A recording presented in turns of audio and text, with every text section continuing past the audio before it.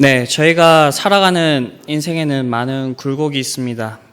그래서 어떤 시인은 인생을 고해의 바다라고 표현을 하기도 했습니다. 제가 비록 32년의 짧은 인생을 살았지만 이러한 사실을 알고 있습니다. 하물며 여기 앉아 계신 여러분들의 인생을 생각했을 때 두말하면 입이 아플 것입니다. 세상에는 두 부류의 사람이 있다고 합니다. 한 부류의 사람은 하나님을 믿는 사람과 또 다른 부류의 사람은 그렇지 않은 사람. 특히 하나님을 믿는 사람들 중에서도 크게 두 가지의 부류로 나눌 수가 있습니다. 하나님을 의지하고 하나님께서 주시는 것들을 온전히 받아 누리는 사람. 하나님을 의지하지 못해 하나님께 속해 있지만 복을 온전히 받아 누리지 못하는 사람으로 볼 수가 있습니다. 이 두 가지 중에서 하나를 선택해라 라고 한다면 당연히 누구나 하나님을 이제 의지하면서 하나님께서 우리에게 주시는 그 복을 받아 누리는 그러한 삶을 살고 싶어 할 것입니다. 그리고 이 방법에 대해서 지금 제가 얘기하지 않더라도 이미 여러분들께서 익숙하게 잘 알고 계실 것입니다. 오늘 바라기는 오늘 본문을 통해서 저와 여러분들이 다시 한 번 더 알고 있는 사실을 새롭게 되돌아보면서 우리가 하나님 앞에서 그렇게 살겠노라 다시 한 번 더 다짐할 수 있는 시간이 되었으면 좋겠습니다. 여기에 계신 여러분들은 아이들이 자라는 모습들을 많이 이렇게 보셨을 것입니다. 저도 어릴 때 아버지를 닮았다, 어머니를 닮았다 이렇게 얼굴이 많이 변했다라고 얘기를 하는데 이번 결혼식을 할 때 이구동성으로 어머니를 많이 닮았다라고 말씀을 해주셔서 그 논란이 종결이 되었습니다. 이처럼 아이들은 외모적인 측면에서 어머니를 닮았다가 아버지를 닮았다가 얼굴 모양이 자주 변합니다. 또 행동적인 측면을 보게 되면 어머니나 아버지가 하는 그 행동을 우리 아이들이 모방해서 그대로 따라하는 모습을 볼 때가 있습니다. 그렇기 때문에 그 아이의 모습을 볼 때에 그 모습 속에 부모들의 모습이 그대로 자리 잡고 있다라고 이야기를 할 수가 있습니다. 요즘 애기들도 그런지는 모르겠지만 제가 어릴 때에는 엄마 최고, 아빠 최고 이렇게 했다가 금방 얼마 되지 않아서 엄마 미워, 아빠 미워를 이렇게 했던 적이 있었습니다. 그렇게나 좋던 엄마 아빠가 싫어진 것은 곰곰이 생각해 보니까 그 당시에 내가 원하는 게 있었는데 그 원하는 것에 대해서 어머니 아버지가 들어주지 않을 때 그렇게 금방 변하는 모습을 보여주었던 것 같습니다. 아이들에게는 엄마와 아빠가 필요한 존재이고 좋은 존재이지만 자신의 원하는 것을 들어주지 않을 때는 그 순간만큼은 싫어지는 것이 어린아이의 특징입니다. 또 다른 어린아이의 특징이라고 한다면 아이들이 무엇을 잘못했을 때 너 왜 그랬어? 라고 한다면 이제 거의 90% 이상의 대답이 내 잘못이 아니에요. 누구 때문에 그랬어요? 누가 그래서 그랬어요. 라고 하는 그런 모습들을 볼 수가 있습니다. 이 말을 전문적인 용어로 해본다면 남 탓이라고 할 수가 있습니다. 다른 사람들을 원망하거나 다른 환경에 핑계를 대는 것입니다. 아이들에게서 그러한 면들이 잘 보입니다. 그런데 이런 어린아이의 특징을 그대로 가지고 있는 어른들을 볼 수가 있는데 그런 어른들을 어른아이라 칭해 볼 수가 있을 것입니다. 그런데 지금까지 말씀드린 이러한 모습은 우리에게 많이 낯설지는 않은 모습은 아니십니까? 우리의 인생을 되돌아보게 된다면 하나님 앞에서 우리가 인생을 살아갈 때 이러한 모습을 많이 보이고 있지는 않으십니까? 재미있는 것은 이것이 우리에게서만 갑자기 튀어나온 것이 아니라 창세기 3장에서 나오고 있듯이 첫사람 아담이 범죄한 이후에 했던 그 행동이 바로 이러한 행동이었습니다. 아담은 하나님께서 물어보았을 때 하나님께서 나에게 주어주신 그 여자가 나에게 이것을 주었기에 내가 먹었나이다 라고 대답을 하였습니다. 이처럼 이것이 범죄한 우리 인간에게는 어쩔 수 없는 한계입니다. 오늘 본문에 등장하는 이스라엘 백성도 하나님 앞에서 이런 어른아이와 같은 인생의 모습을 보여주고 있습니다. 자신들을 출애굽하게 하신 하나님의 은혜를 생각하지 못했고 조금만 불편하고 힘이 들면 모세 때문이야, 하나님 때문이야 라는 말밖에 할 줄 모르는 것처럼 보이기 때문입니다.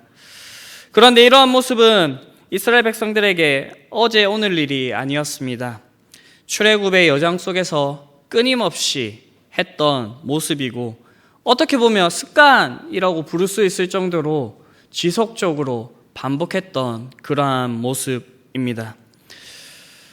먼저 하나님께서는 출애굽 전에 이스라엘 백성들에게 10가지의 재앙을 보여주셨습니다. 이러한 표적을 통하셔서 이 이스라엘 백성들을 출애굽시키셨지만 이 당시에도 이 출애굽하기 전에 이 10가지 재앙이 내려지는 그 당시에도 이스라엘 백성들은 자신들의 노역이 가중되자 모세와 하나님을 원망하였습니다. 그리고 출애굽기 14장을 보게 되면 홍해 사건이 나오게 됩니다. 앞에는 홍해를 두고 뒤에는 추격해오는 애국 군대를 보았을 때 이스라엘 백성들은 다시 원망하기 시작하였습니다. 이스라엘 백성이 출애굽했을 때에는 자신들이 이제 자유라는 그 사실에 엄청 기뻐하면서 하나님께 영광을 돌렸지만 바로 위험이 닥친 순간에는 이스라엘 백성들은 그 태도를 바꾸어서 하나님을 원망하고 있는 그러한 모습을 보여주고 있습니다. 그때 모세는 하나님께 물었고 하나님께서는 모세에게 말씀하셨습니다. 너는 지팡이를 들고 손을 바다 위로 내밀어 그것을 갈라지게 하라. 그리고 뒤를 따르던 애굽의 군사들을 다시 보지 못할 것이라 라고 말씀을 하셨습니다. 이러한 일이 실제로 일어나게 되었고 성경에서 기록하고 있기를 이스라엘이 여호와께서 애굽 사람에게 베푸신 큰 일을 보았으므로 백성이 여호와를 경외하며 여호와 그 종 모세를 믿었더라 라고 말씀하고 있습니다. 이때 이스라엘 백성들은 두 눈으로 똑똑히 보았다 라고 되어 있고 믿었더라 라고 되어 있습니다. 그런데 여기 믿었더라 라는 것은 끝까지 신뢰하였다 라는 말은 아닌 것 같습니다. 이스라엘 백성들은 홍해바다를 건너는 역사를 몸소 체험하고 두 눈으로 똑똑히 보고 이제는 얼마 지나지 않아 출애굽기 15장에 가서 수르라는 광야에 들어가게 됩니다. 여기서 이 백성들은 사흘 동안 물 구경하지 못했다고 겨우 만난 물이 마라, 즉 쓴물이라서 써서 먹지 못한다고 즉각 짜증을 내면서 모세와 하나님께 원망을 쏟아 놓았습니다. 이스라엘 백성들의 어린아이와 같이 자기의 어려움을 잘 처리해주고 자신들의 기분에 맞으면 우리가 역시 잘 따라 나왔어, 우리가 지도자를 잘 두었어 라고 이야기를 했지만 자신들에게 어려움이 처할 때에는 즉각적으로 이렇게 하나님과 모세를 원망하는 모습을 보여주고 있습니다. 이러한 상황 속에서 모세는 어떠했을까요? 정말 힘이 들었을 것이고 정말 기가 막혔을 것입니다. 이번에도 하나님께서 지혜 주셔서 이 쓴물의 문제는 해결이 되었습니다. 이제는 이스라엘 백성도 본 것도 있고 체험한 것도 있으니까 이제는 좀 더 성숙해졌겠지라고 생각을 할 수가 있습니다. 그런데 16장에 가서 보면 이스라엘 백성들은 다시 원망하고 있습니다. 지금은 물이 아니라 이제는 배고파 죽겠다라는 것입니다. 배가 고프니까 차라리 종살이 했던 시절, 먹는 문제로 고민할 것이 없었던 그 시절, 애굽 그 땅이 훨씬 더 좋았다라고 하면서 하나님께 원망을 쏟아놓고 있습니다.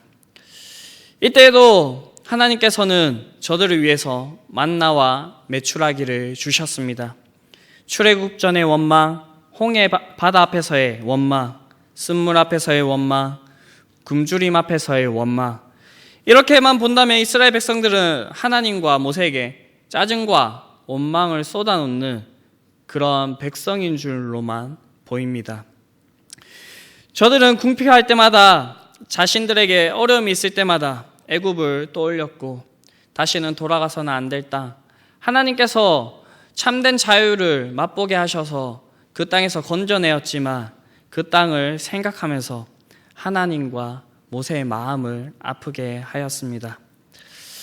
아무리 믿음이 없고 신앙이 없어도 이쯤 보여주면 자신들을 구원하여 해서 인도해낸 하나님을 의지할 때도 되었지만 오늘의 본문을 보면 그건 아니었던 것 같습니다.